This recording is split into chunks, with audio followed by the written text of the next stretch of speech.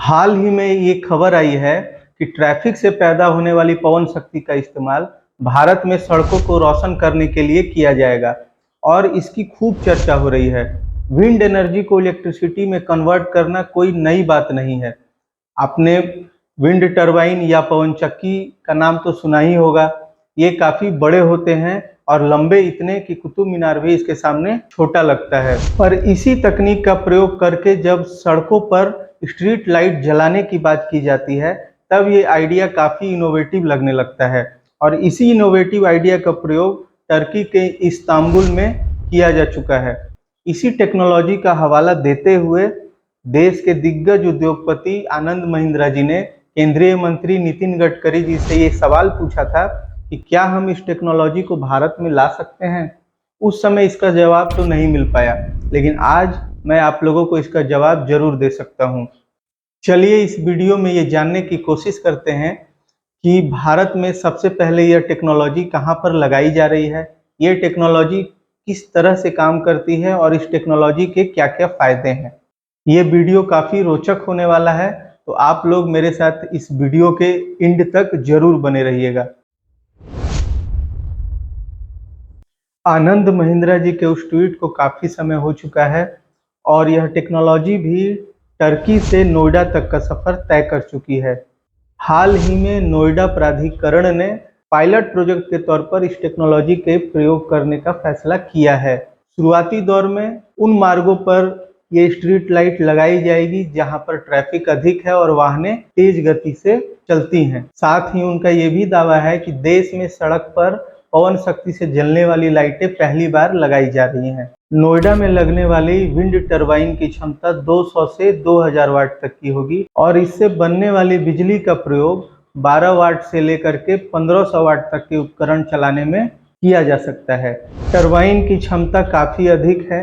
एक टरबाइन से उत्पादित बिजली को हम लोग कई सारे स्ट्रीट लाइटों को जलाने में प्रयोग में ला सकते हैं। सोलर लाइट के मुकाबले पवन शक्ति वाली स्ट्रीट लाइट की कीमत लगभग 6000 से 8000 रुपये अधिक है, लेकिन इसकी मेंटेनेंस कॉस्ट काफ़ी कम है, तो हम लोग इसको अफोर्ड कर सकते हैं। इसमें एक मॉडल ऐसा भी है जिसमें सोलर लाइट के साथ साथ पवन शक्ति का भी इस्तेमाल किया जा सकता है।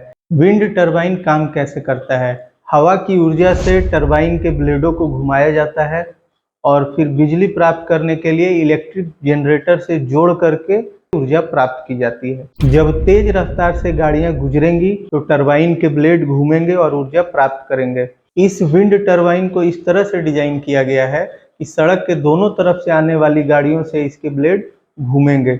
गाड़ियां जितनी तेज रफ्तार से आएंगी और इस विंड टरबाइन के जितने नज़दीक से गुजरेंगी, उतनी ही ज़्यादा तेज से इसके ब्लेड घूमेंगे और हमें उतनी ही अधिक ऊर्जा मिलेगी। विंड टरबाइन को अगर हम लोग इस्तेमाल करते हैं तो इसके बहुत सारे फायदे हैं। पवन ऊर्जा एक अक्षय ऊर्जा है और पवन से ऊर्जा प्राप्त करने में किसी भी तरह का कोई कार्बन उत्सर्जन नहीं होता है, इसीलिए ये पॉल्यूशन फ्री है और इसके ऑपरेशन में भी किसी तरह का वेस्ट जनरेट नहीं होता है। साथ ही अगर इसकी हम मेंटेनेंस कॉस्ट की बात करें तो वो भी काफ़ी कम है और इसके इस्तेमाल से बहुत जल्द इसकी लागत को भी प्राप्त किया जा सकता है।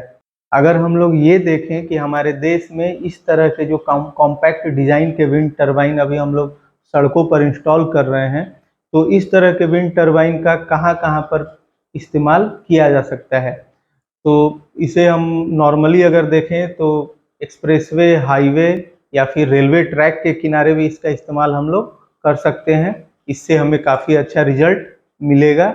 पवन ऊर्जा के क्षेत्र में भारत की रैंक विश्व में चौथी है और भारत जैसे विशाल देश में अक्षय ऊर्जा की उपयोगिता और अधिक बढ़ जाती है।